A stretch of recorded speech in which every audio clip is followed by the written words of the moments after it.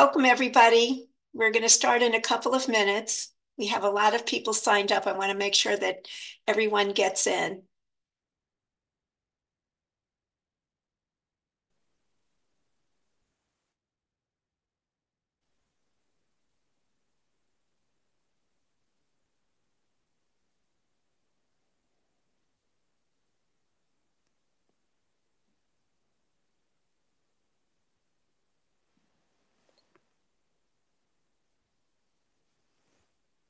While we're waiting, could you sign in and just let us know where you're calling in from? And thank you. I know we have members from all over the country. So From Indianapolis, Indiana. I am muting everybody. I will give you some housekeeping tips in a couple of minutes. So just stand by. Hi, I'm Marie from Oakland, California. Hey, just if you could just introduce yourselves in the chat, that would be great. I want to keep everybody muted through this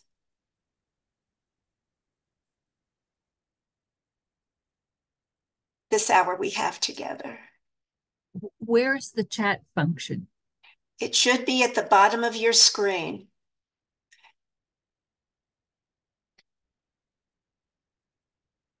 Actually not there. It usually is, but it's not there. It's where the three dots are, to the very right.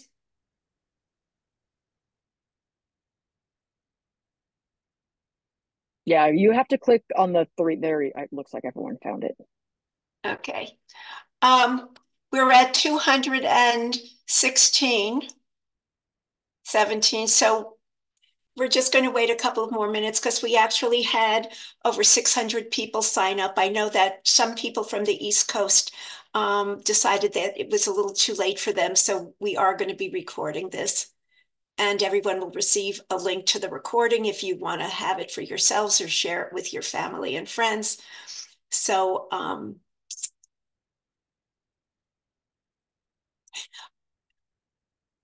Renee, would you take over admitting everybody while we start?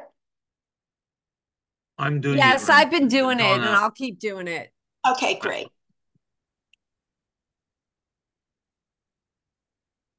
Okay, well, welcome everybody. We're so excited that we have Jessica with us tonight. I'm Donna Jaffe, chair of Swing Left San Gabriel Valley here in range-drenched Southern California.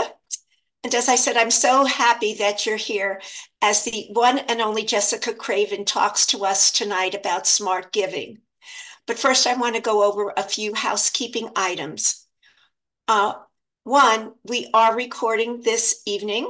And as I mentioned, a link will be sent to everyone later this week. We've also turned on closed captioning for anyone who needs it. So because we have so many people registered, we're not going to have any audio except for Jessica and me, and then 3 of our board members who will be taking your questions. Third, as Jessica describes the various organizations she's going to be speaking about, links to each one will be listed in the chat. So if you feel inclined to contribute tonight, great. Just click the link or copy it into your browser and save it for later. I also will be sending out a document from Jessica with all the links in it. So you have 3 ways of giving. We know that many of you have questions, as do we. So please enter them in the Q&A, not the chat. The Q&A, because we are going to be monitoring the Q&A. 3 of our board members will be monitoring it, and then we'll get to as many of your questions as we can after Jessica wraps up her presentation. Okay? So, of course, Jessica doesn't need an introduction, but I'm going to give a short one anyway. Jessica is a mom, a community organizer, a delegate to the California Democratic Party, and an elected member of the LA County Democratic Party. She also is the author of Chop Wood, Carry Water, a daily action Substack newsletter that's been published 5 days a week since November 2016. And I'm sure, like many of you, I look forward to getting Jessica's Chop Wood, Carry Water early in the day so I can do whatever she tells me I have to do. She also just launched another newsletter, Chop Wood, Carry the World, in which she discusses global affairs. So you might want to sign up for that as well. Clearly, Jessica is an activist and a grassroots volunteer who has done all the heavy lifting: fundraising, postcarding, phone banking, text banking, and knocking on doors for hundreds of progressive candidates. And she's an amazing political TikTok content creator. Jessica has made it her mission to get regular people more engaged with politics on both a federal and local level. And she hopes she can inspire you to do the same. And I know she has, because look at all the people who are here tonight. So now I'll turn this over to Jessica. Okay. Hi, everybody. Oh my God. I cannot believe this many people want to come and talk about political donations. This is like a dream for me. I'm like a kid in a candy shop right now. I want to thank Donna, who just emailed me a few weeks ago and was like, do you think you'd like to do a workshop like this? And I was like, oh my God. Yes. So thank you all for being here. It's so nice to see so many familiar faces. And, I want to just start by saying as a caveat, a couple of things. You kind of, I think a lot of you know who I am. Some of you don't. I am not like, I'm one voice. What I have is a lot of experience, and I work as an activist full time. I'm in political meetings with different groups and different organizations all day, every day. And I've been doing this for 7 years now, or is that how long? Yeah, 7 years. Can you believe it? We're in our 8th year of this whole situation. It is crazy. And I've learned a lot. I've learned a lot about a lot of different things. But one thing I've learned a tremendous amount about is where to give our money, where not to give our money, and where left-leaning donors tend to get tripped up. And it excites me to talk about it because something that you may not know is that I think I read, and I don't have the direct quote in front of me, but like Biden voters, right, say left-leaning voters of people who went for Biden in the 2020 election, have something like 80% of the purchasing power in the country, right? So there is a lot of money on our side. That's just the way things break down. Not always spent strategically. And so I am very passionate about helping people spend whatever donor dollars they're going to give strategically. So that's what we're going to be talking about today. And I really want you to know that whether you are a person who has $5 to give, the biggest political donation up until this year I had ever made was $100. This year I went in a little bigger for one of the organizations I'm going to talk about tonight, but like I'm an activist, so I'm not someone who's rolling in dough and can make these huge donations. But even more so, if I am someone who doesn't have a lot of money or I do, either way, I want to give it strategically. None of us want to throw our money into the garbage. And so that's what we're going to talk about today. I'm going to go ahead and share my screen. And I will say that that I'm going to be using today is actually part of a slideshow that I put together for, you guys can all see the screen? You can see my Give Smart? Yeah, okay, good. So this is part of a presentation that I used to give. I do a workshop called Activism 101, which I will probably be bringing back very soon. I gave it a whole lot in 2018, a whole lot in 2020, and a whole lot in, or a little bit in 2022. And basically it's a workshop to teach people how to help us win elections, how to get involved, how to do easy actions to sort of help us, win. And this is a section of that workshop that was always my favorite section. Every time I got to it, I was like, oh, yay, my favorite part. So this is, I've expanded it slightly for this workshop. I want to just warn you that like slideshows are not my strong suit. So this is just a way that you have something to look at other than me while I talk about this area that I feel so passionate about. And so here we go. I'm going to just make sure that my slides are moving. I think that went to, yep, no, there we go. Okay. So can we all see this traditional political giving isn't working slide? Okay. So this basically, the reason I am so passionate about this, and we'll get into it more, but really it comes down to my mom. My mom, I love her. We're very close. She's 82. And she will, every once in a while, she will call me or text me, or we'll be talking about something else. And she'll say, "So, Jessica, I'm getting all these text messages from Nancy Pelosi. And she keeps telling me that it's an emergency. And so I keep sending her money, but she keeps writing to me, and I don't know what to do." Or I will go to clean out my mother's email inbox when I'm visiting her, because she's got, I think, 42,000 emails in her inbox. And the number of political fundraising emails she has in there is shocking. I have taught her how to unsubscribe from every one of those emails and how to write the word stop for every fundraising text. And I hope, if you guys don't know how to do that, that you start doing it soon, because most of those places that are asking us for money and those kinds of emails, the sort of hysterical, like the world is ending emails, are not actually going to be the best use of our money. So the political giving, situation is that we are bombarded with requests. A lot of them are really anxiety provoking, and I have enough anxiety.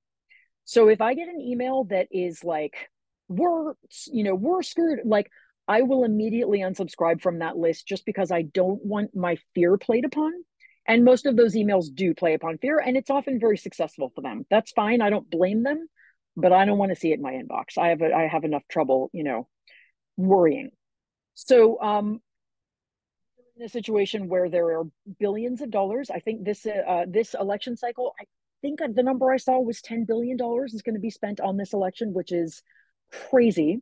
A lot of that money is going to go to, super PACs, but there's just a lot of money. It's very overwhelming. But here is the thing that is really, really important to know. And this is something that I learned. I'm sort of like letting people in as I go. I'm going to stop doing that because you guys can do that. And this is something that I have learned in the process of being an activist, is that we tend to, and for a long time I did, we give our money to individual candidates. And for me, for a long time, it was people at the top of the ticket. Hillary Clinton, I gave tons of money to her, and probably a couple of the Senate races for that election as well. And I have always only ever given to presidential candidates and maybe Senate candidates until I started doing this work. So what I have found out about that, though, is that campaigns like big Senate races, even congressional campaigns, even state house campaigns, all of those campaigns, when election day is over, whether they won or lost, their data gets tossed out. It is not saved. And all of the sort of community building or whatever that happened during that campaign gets thrown away. They're also spending a tremendous amount of money on TV ads. We'll talk more about that in a second. But, and when we give money at the top of the ticket, now when I say top of the ticket, I'm talking about presidential, Senate, up on the top of the ballot, that money does not trickle down.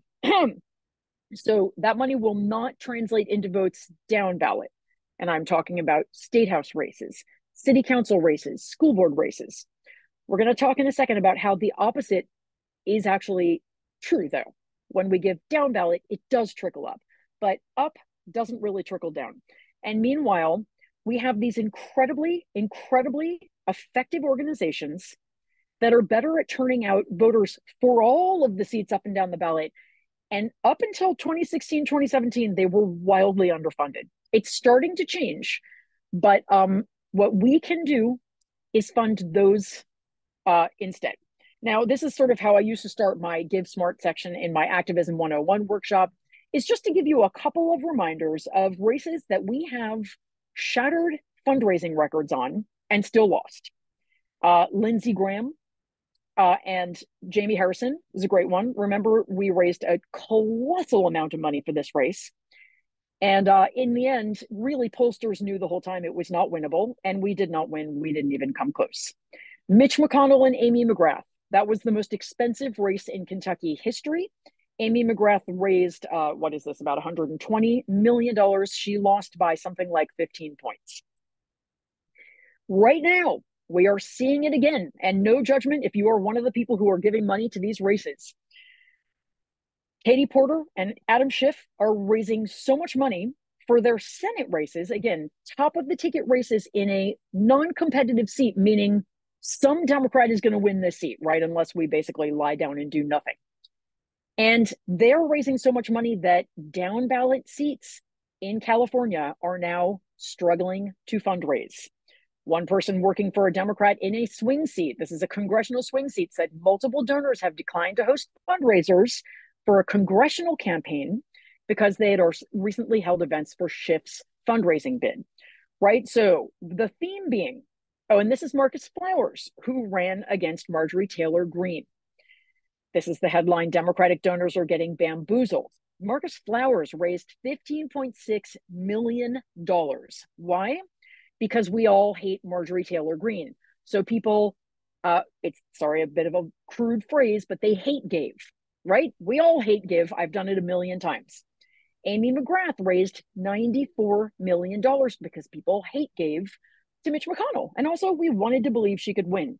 Jamie Harrison raised $130 million. Adam Schiff, we're not hate giving. We all love Adam Schiff, but he raised $35 million. Katie Porter has raised somewhere close to that. And then Barbara Lee has raised significantly less, but one of those three is going to win, and they are raising all of the money that's going into California politics right now is going to those races. So bear these numbers in mind. So this is all money. I don't want to say that it went flush down the toilet because Adam Schiff is a little bit of a different, we're going to separate him out. But just looking at these top three races, right? Now, some of the organizations I'm going to talk about tonight, Run for Something, an extraordinary organization that I swear to God, if we were fully funding, I think we would win in every election that was competitive.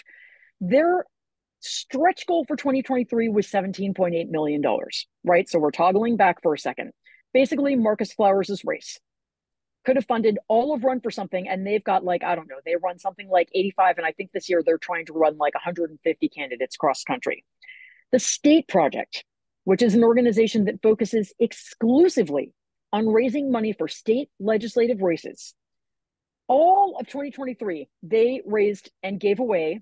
They were the biggest donors to state level races of anybody, including the DLCC, $60 million. Again, we're going to toggle back right there. Look at those numbers. The Movement Voter Project. This is another organization I put an enormous emphasis on. I'm going to talk more about them. Their dream budget for this year is $200 million. Now that's a pretty high number, but they are funding a colossal number of organizations, and we'll talk about that in a second. And then Field Team 6, which is a voter registration organization that does incredibly good work, has data to back up what they do. Their stretch goal this year is $3 to $5 million. Sorry to keep belaboring this point, but look at these numbers, and then look, these are just 4 organizations that if we fully funded them, I honestly believe that if we fully funded all of these organizations, I would no longer worry for this year. But that's obviously not necessarily what is happening. Otherwise, we wouldn't be doing this. But maybe after this, we will get them some more love and bring a little bit less love to races at the top of the ticket that are raising way more than they need. And in a lot of cases, are candidates that simply cannot win, but we're giving to because we're emotional about it. So, which is totally fine and understandable. But here are some of the organizations that I'm going to recommend instead. And I'm going to explain with each one of them why your money goes so far. Now, I want to really be clear. These are not the only places to give. I am not here to shill only for these organizations. If you ask me where to give your money, I will likely send you to these places. But that doesn't mean there are not other great places. And at the end of this, I'm going to show you a couple of organizations you can sign up with that will help you. They will vet candidates and races and organizations and tell you, hey, this is a really good place and you should give some money here and here's why. What I really want to largely do is encourage you to be strategic and thoughtful and stop listening to the Nancy Pelosi type DCCC, DNC, Democratic, the Senate Campaign Committee. Those are places I, for one, would never, I'm sorry if there's someone who works for one of them here, I would never give them my money. for a number of reasons. It's not that I don't like them, but strategically, here is where I will tell you that I will give all my money. It's where I'm doing all my fundraising this year, and I'm going to tell you why. So the first organization is Run for Something, and I threw these slides together. I don't have huge slideshows on each organization, but what Run for Something does is recruit people who are 40 years old and younger to run for seats across the country. They do a tremendous amount of work in election clerk races and school board races this year. They are endorsing for 2024. They want to endorse, I'm sorry, I was wrong by a lot, 850 candidates nationwide. They get people of color, they get a lot of women, and they get a lot of LGBTQIA people. They are, they have this little statistic here in the elections that just passed, this past November. Their school board candidates beat Moms for Liberty candidates by this amount. They are super smart. They have a 50-state school board strategy. And they have a very long strategy, which I put in the document for you to read and peruse. And that's one thing I want to say. Any organization that you're going to give to should be able to show you the data. Here's how much money we want to raise. Here's where it's going to go. Here is our track record and what we have done in the past. And here is our strategy to get to where we want to go this year. And every one of the organizations I'm talking about tonight can do that for you. They are also organizations that are here for the duration. They've been around for a while.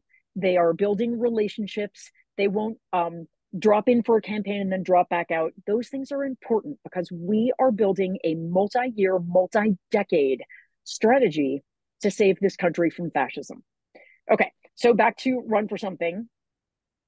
So they are running young, diverse candidates in races from election clerk to school board to state house, all kinds of different races across the board. They are smart. They invest in these people. They help them find volunteers. They help them put together their campaign strategy. They help them find campaign managers and digital managers and all that good stuff. They have a really high win rate. And one of their big wins from this past November was Sarah Innamorato, who is won a race for the first woman to be the Allegheny County, Pennsylvania county executive. She is going to be running elections in one of the biggest county in Pennsylvania.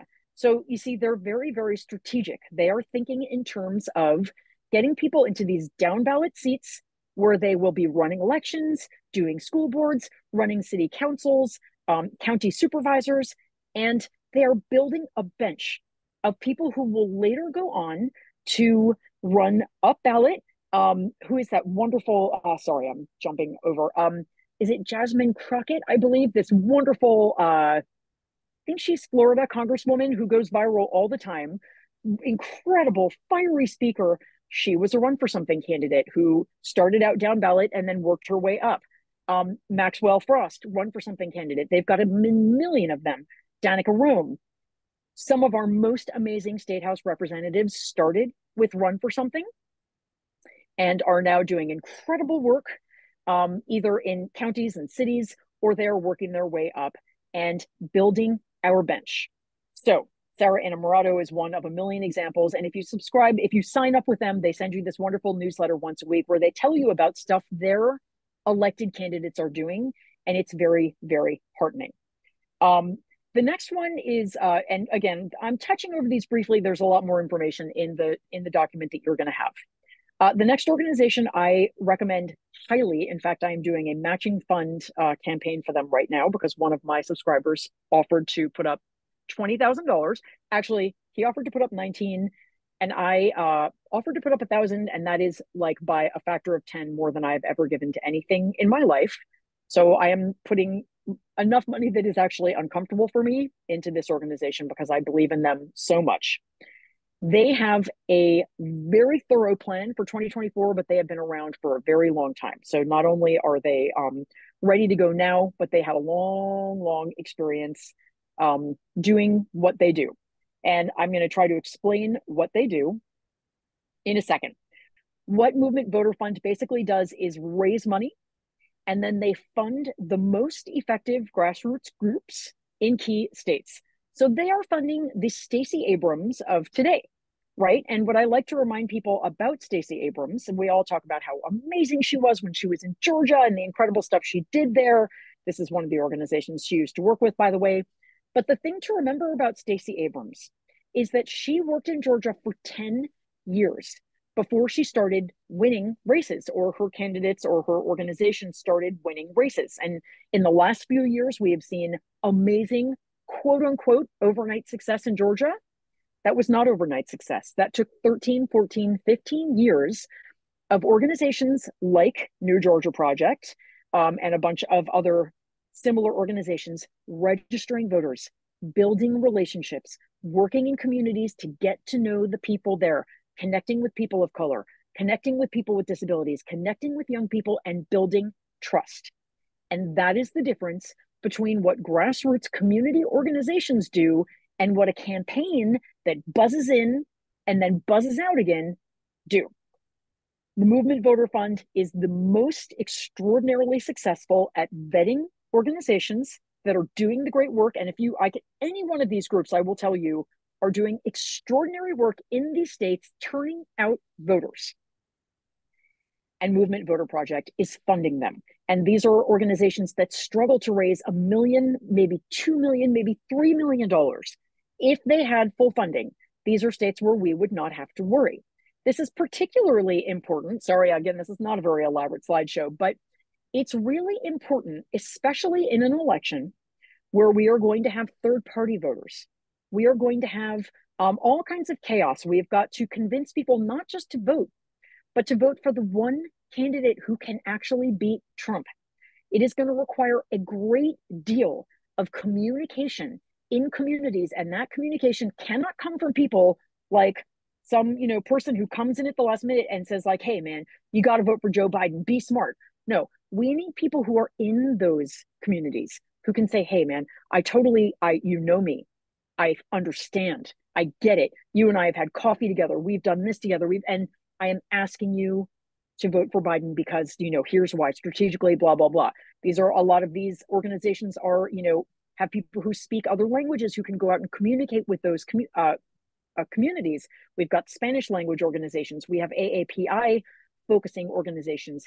It is critically important, this work that they're doing, and it is woefully underfunded. So that is the Movement Voter Project. Again, they have got a very long strategic plan for 2024. They're not asking you to leave anything to trust. They are showing you exactly what they're going to do, how they're going to do it, who they're funding.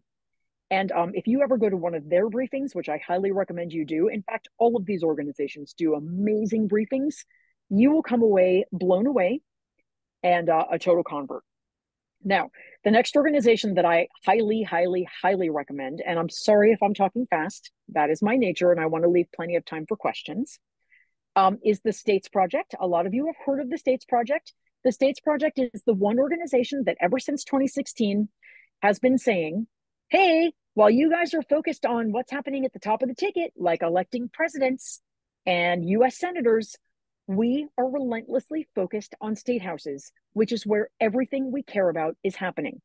And we know this to be true now. We are watching it happen in state legislatures where Republican-led state legislatures are gutting Medicare, banning abortions, passing horrible anti-LGBTQ legislation, gutting climate legislation, gutting voter rights, on and on.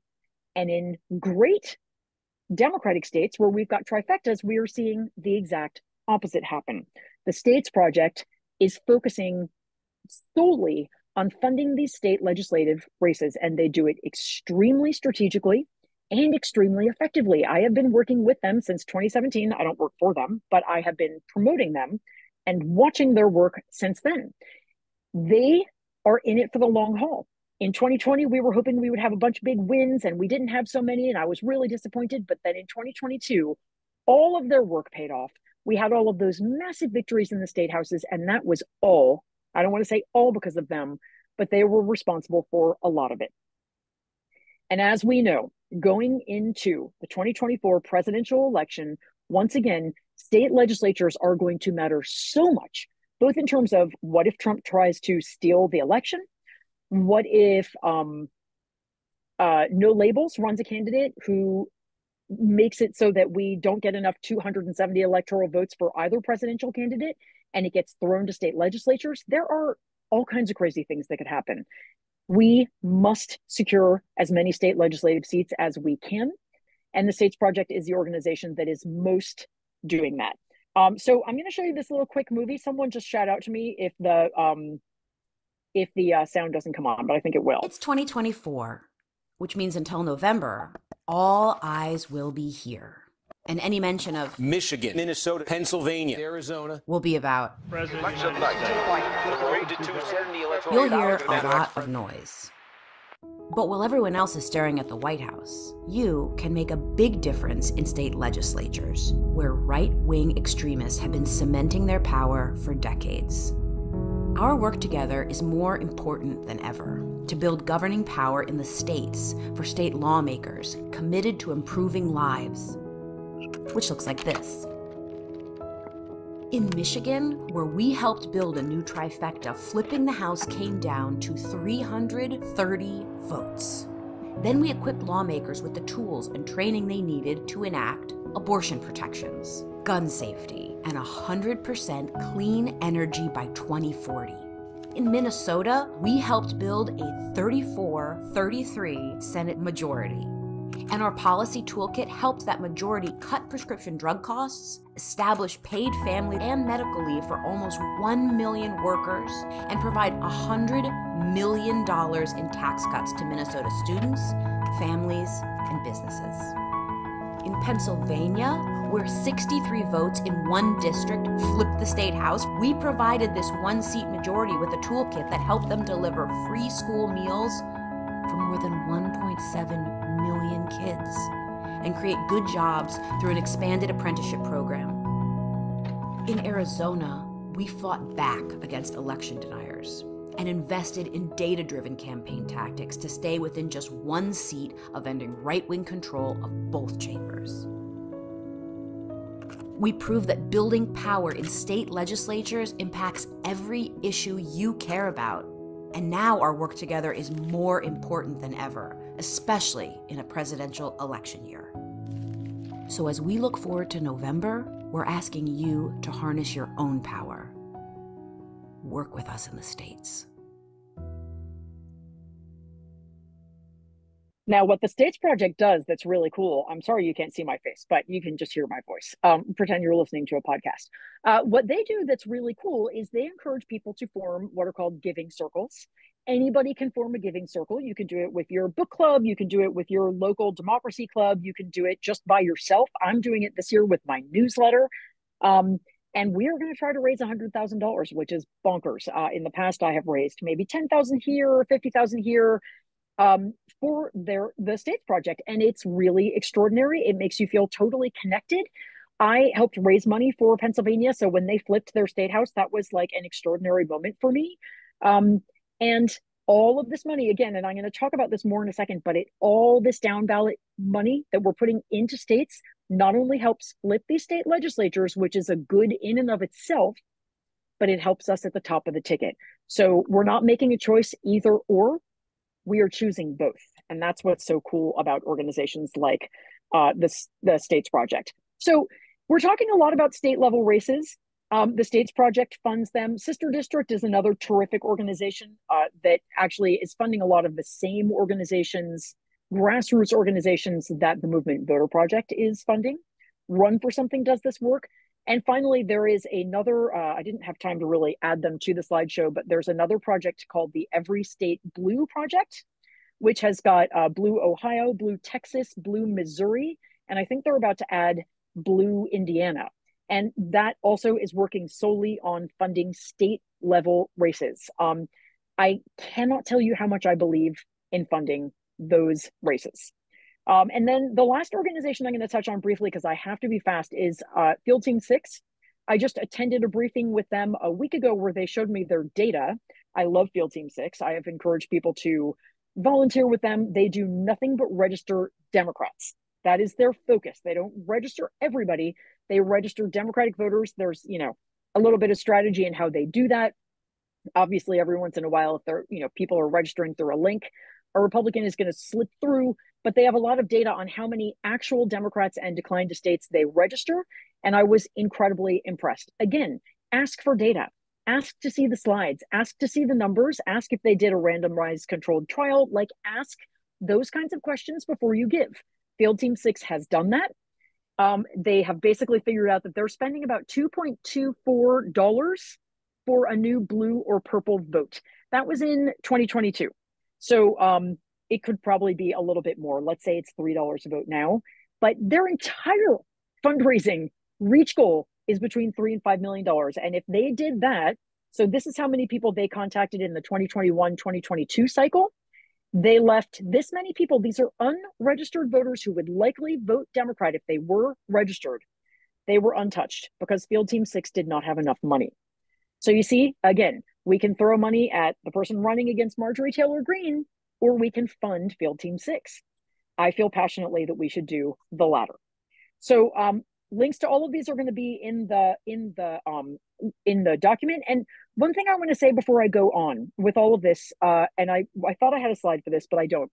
The thing to understand is that there have been studies and there have been trials now, and what we have learned is that when we fund down ballot races, and the folks at Every State Blue did this research, and they've got a great document you can read about it, which I believe I included in my document as well.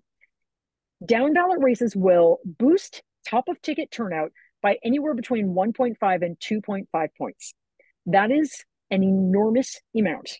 That is electoral gold. If we can boost turnout at the top of the ticket by 1.5 to 2.5 points, we are winning many, many, many more races. So every time we give to either state level organizations who are turning out voters for state representatives, or to run for something that is turning out voters for even further down ballot races, or to Every State Blue, or to Field Team 6, who is just registering those voters, or to Movement Voter Project, who is turning out voters all over, and they're going to vote up and down the ballot. We are strengthening not only our results down ballot, but we are helping with those Senate races at the top of the ticket. We're helping turn out voters for Joe Biden. So it's all being helped by focusing a little bit further down the ballot on data tested organizations who prove that the work they are doing is working and who are building community. So that is all I'm going to say about those are the organizations I will send people to. But if you're like, you know what, Jessica, I love you and this is great, but I don't want to give to those organizations, that's totally fine.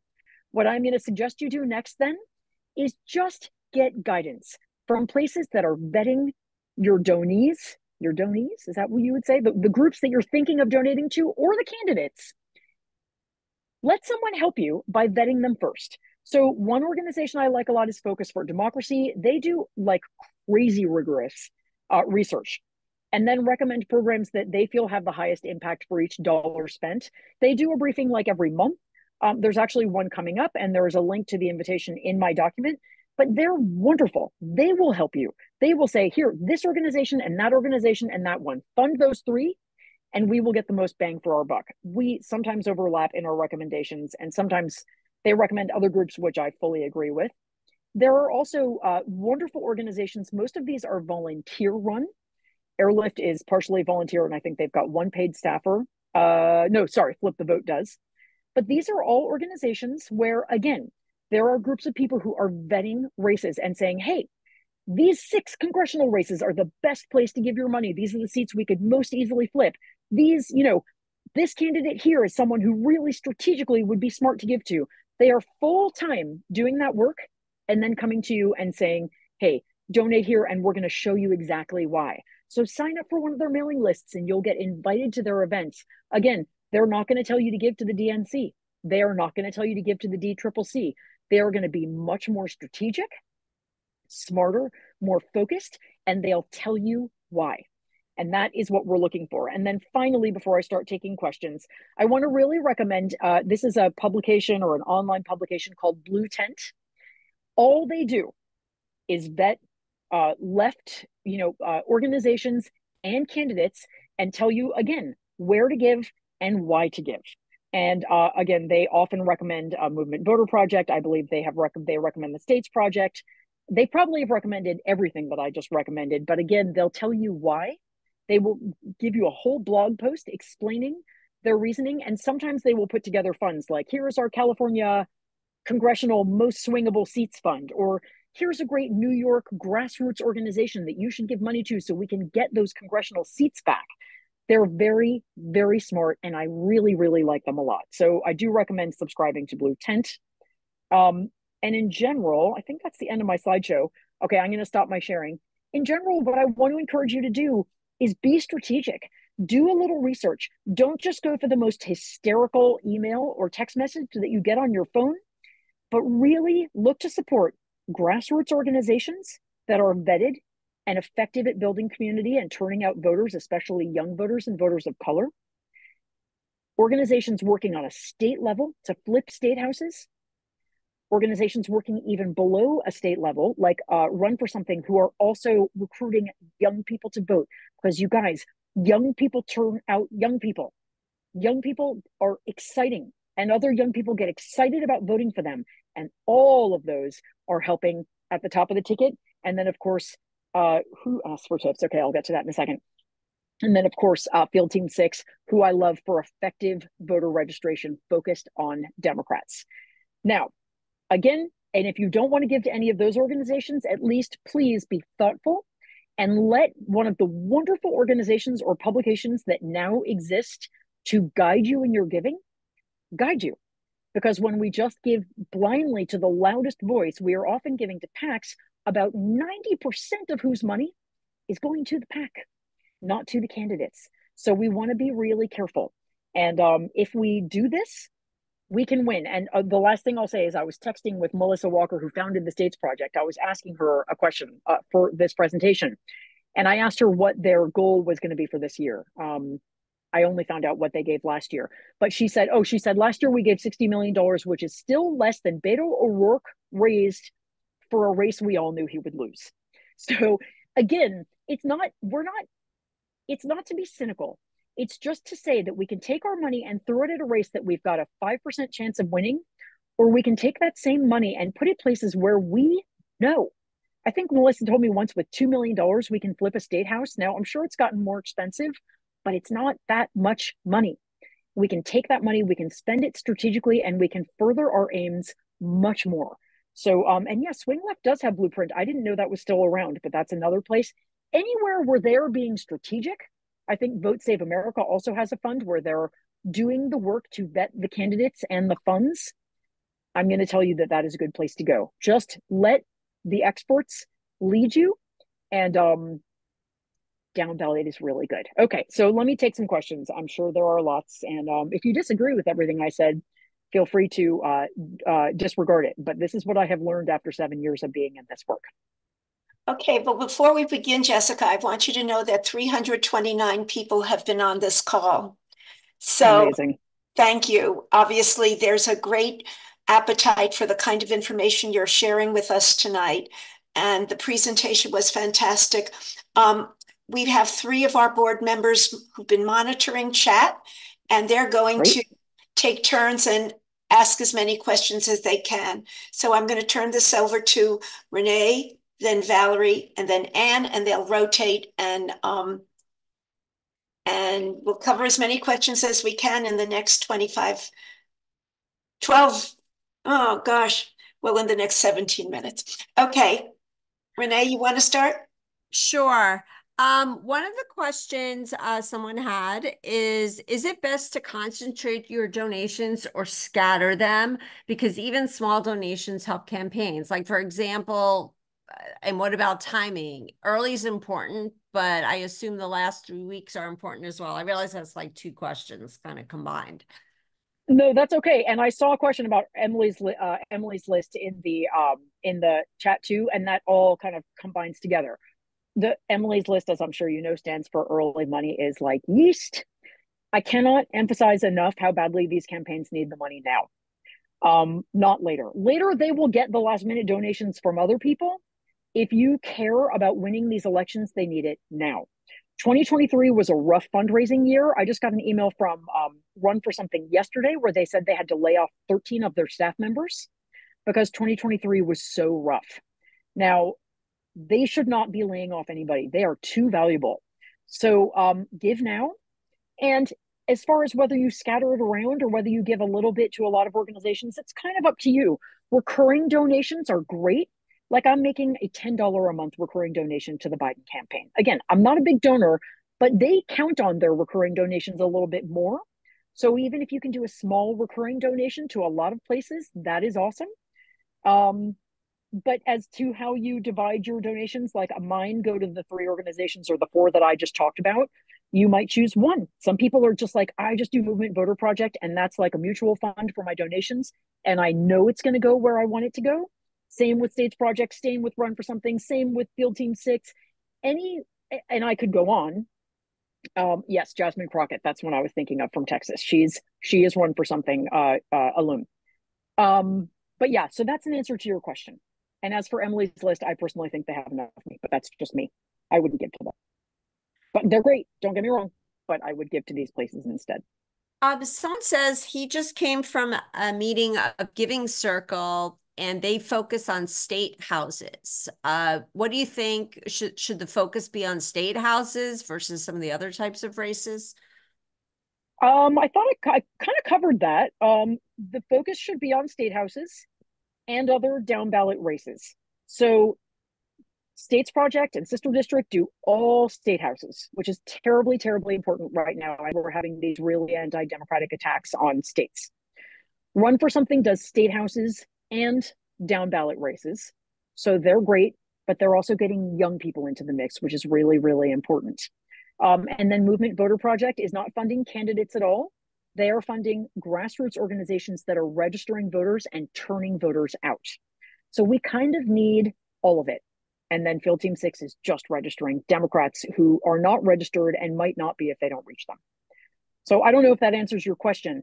Kind of all of that. And look, I'm not going to say that I'll never give to a Senate candidate either. Someone's unmuted. That was the Do you want to mute everybody and I will unmute myself? It actually looked good, but we. Could everyone please make sure you're muted? You can just mute everybody if you want, Donna, and then I can unmute. Sometimes it's hard with. There we go. Yeah, so I hope that answered the question. Okay, thank you, Jessica. And I'll ask one more and then I'll turn it over. I think Donna said to Anne. Oh, and I apologize because I was also monitoring the chat and the Q&A, but someone did ask the question in the Q&A, is Fair Fight still a good organization to donate to? Yeah, I mean, absolutely. Fair Fight, well, first of all, they're really struggling financially because they got in a bunch of lawsuits. So they are they're hurting badly, which is unfortunate. So yes, I would say Fair Fight would be great because any grassroots organization that is okay. So if you look at the Movement Voter Project website, or also Airlift, one of the organizations I recommended, Flip the Vote, Sister District, they're all recommending kind of the same grassroots organizations, and Fair Fight is always one of them.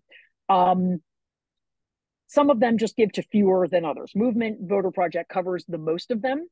But any one of those, if you were like, I'm just going to give to one organization, I'm going to give to Lucha in Arizona, who is turning out Spanish-speaking voters, that would be an incredible use of your money.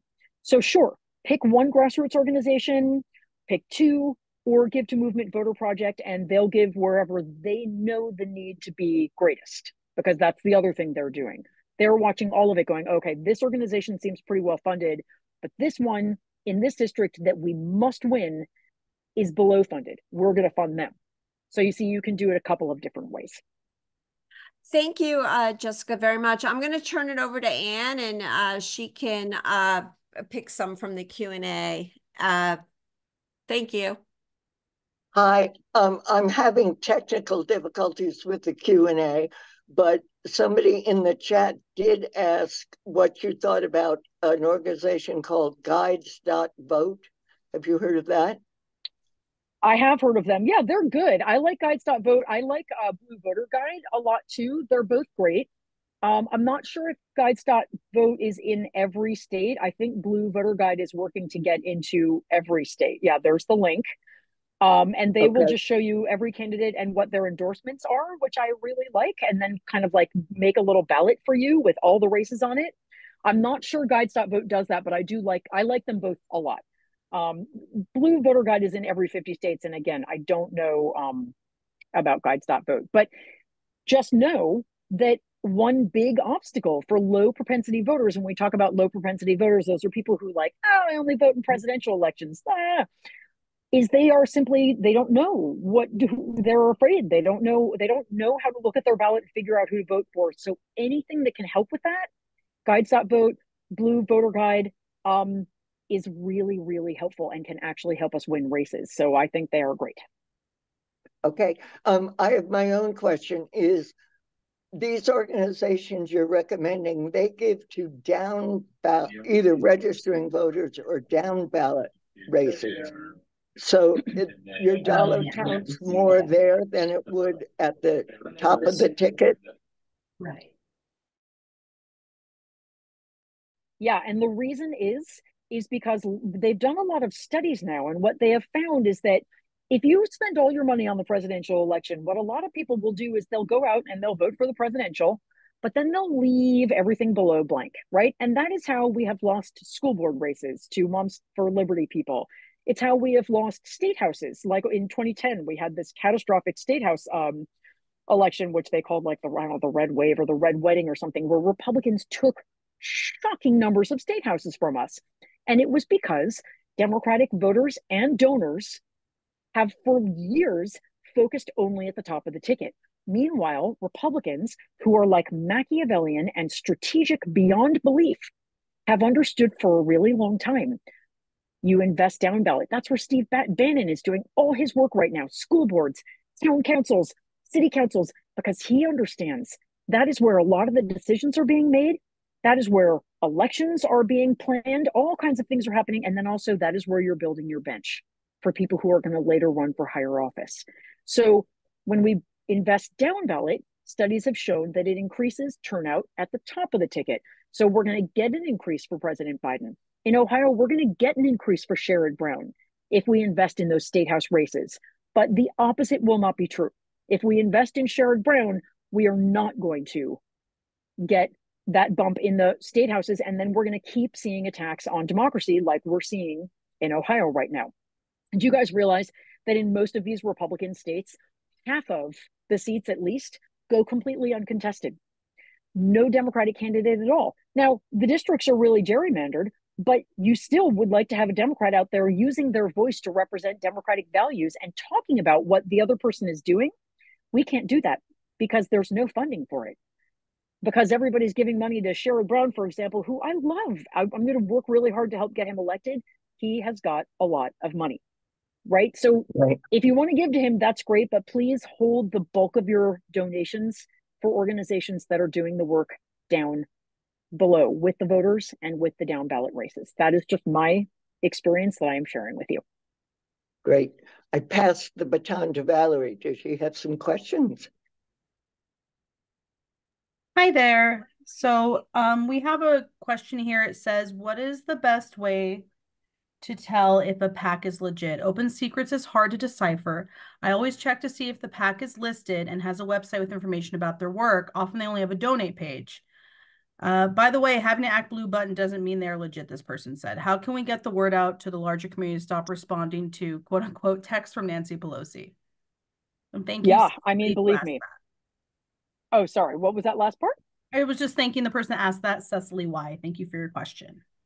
Yeah, that's a really good question. I mean, this is why I talk to people about this all the time. Is just like, please, please, please stop giving money to Nancy Pelosi and everybody who texts you and says, I'm free. Or, James Carville. I started getting texts from him. I'm like, stop. My mother actually thinks it is James Carville. Like I've had to explain that, he's not really there. But yeah, we talk to people, we educate them. What was the first part of that question again? I got caught up in James Carville. So the first part of the question was how to determine if a PAC is legit. Oh, right. Yeah, that is hard. And that's what I was very shocked when I found out that like 90% of PACs are keeping, or like a huge percentage of PACs are keeping a huge percentage of your money. So yeah, and an Act Blue page does not at all mean that something is legitimate. but it also doesn't mean it's not. Like when you give to the Movement Voter Project or to States Project, all of those are going to go through Act Blue pages. And some of them, I think maybe States Project says it's a PAC. So it doesn't mean it's disqualifying, but I would take the time. Yeah, Act Blue is just a way to process money. That's all it is. I would take the time to do the research on a PAC. Look really deeply into it and then ask, is there another way I can get this money to whoever or whatever it is I think I'm giving to? If you want to support a senator, give directly to their campaign. If if you want to help make sure that we flip the Congress, like look again at some of these organizations I've recommended, they will have really highly curated research lists and you can give through their link. So all of the money will go directly to them. Just know that, like anything else, political fundraising is a business and people are making a ton of money off of it. One of the great things about those all volunteer run groups that I love is that these are people who are working really, really hard to get this data to figure out who needs the money the most, and they are not keeping one penny for themselves. All of your money will go to the candidates. So the organizations and the groups are out there where you can find those links. So if you need help, email me or email Donna, we'll help you find them. But I would say when in doubt, don't.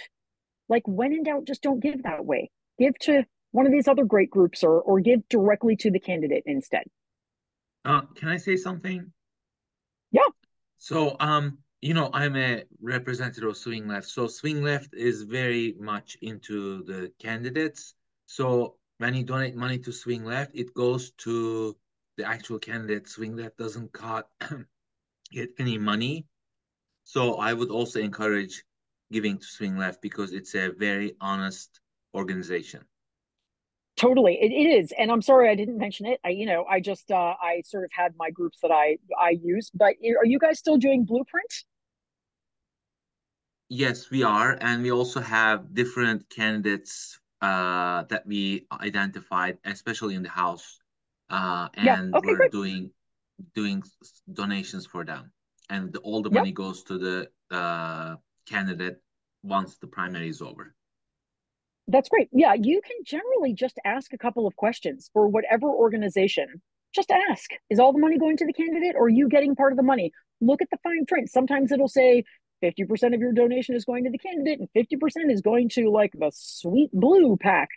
Just dig a little deeper. The information's not impossible to get. It's just most of us don't even bother looking. So yeah, absolutely. Swing Left, I love. I wouldn't be talking at this if I didn't adore Swing Left. I've been a member since the very beginning. Thank you.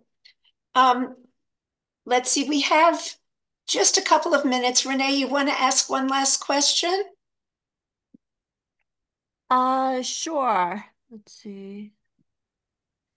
What organizations most effectively use our contributions if, and this must be the person's objective, is to drive Democratic votes for Biden in the key battleground states in the coming election? Are there any C3 organizations you would recommend? Well, again, I would say I will always go back to giving to the Movement Voter Project just because I know that that's what they're doing is turning out Democratic voters in swing states. That is their main goal. They're doing it they're not doing it for a specific candidate, but they're turning out Democratic voters. And they will talk to those voters about voting for Biden and everybody else up and down the ticket. Everybody should it's really good for Biden to have grassroots donors anyway. So definitely give some money. But the last thing I heard was that they're not going to be investing super heavily in field. And by field, that means their door knocking, phone banking operation. They'll invest some, but that's not where they're going to put the bulk of their money because they are trusting grassroots groups to do it, which I don't know if that's a strategy I agree with, but that is what they're doing. So maybe that will change. But the grassroots groups, meanwhile, are not funded the way they need to be. They are doing all of the heavy lifting for Biden. But of course, there's lots of other organizations, again, like Swing Left will be good there. The window to order. Oh, sorry. I get distracted because I like to see what everyone's saying. But again, or decide, start a giving circle for Arizona or for Nevada or Michigan. which the states project is doing, Michigan is going to be so brutal this year for reasons I don't think I need to explain. We're going to need everything to win that state. And if we've got great Democratic candidates running for state house who are fully funded, who are doing commercials and talking to voters, getting enough money that they can spend all their time door knocking, of course, they are going to talk to people about voting for Biden as well. People are not going to go out and vote for a state house candidate and then leave the top blank unless they are simply angry at Biden and we can't get them back. But hopefully that's not going to happen. I pray to God that doesn't happen. But that's what I'm going to do. I can only tell you what my advice would be. Okay, well, it's 7:30 and I know, Jess, you could go on for hours. This has been, I mean, you haven't been seeing all the chats. Someone called you a national treasure, and I totally agree with that. This has been so incredibly valuable and a great experience for all of us. And I want to thank you so much for your time. And I also want to thank everybody for spending an hour with us this evening. I hope that you got as much out of this as I did. And you will be receiving a link of the recording and a link to the recording of this. And I'd love it if you could forward it to at least 3 people you know, so that they have the benefit of Jessica's wisdom as we've had tonight. And you'll also be receiving a link to the document that Jess has put together, with includes the names of the organizations, a little bit about them, and links to those organizations as well. So thank you, everybody. And Jessica, thank you again. This has been an amazing evening. So thank you. Thank you, guys. And I put my email address in the chat. If anyone has a question that didn't get answered, please email me and we will discuss. And if you've got like a certain passion and you're like, I didn't really hear anything that spoke to me, just tell me what it is. If you're like, Ohio, where do I give in Ohio? I'll be like, blueohio.org. Go there now. So there's something for everything. So just email me if you've got a question. Okay. Thank you again. Good night, everybody. Thanks, Donna. Thanks, all the helpers. Have a great night. Thank you guys for coming. Thank you.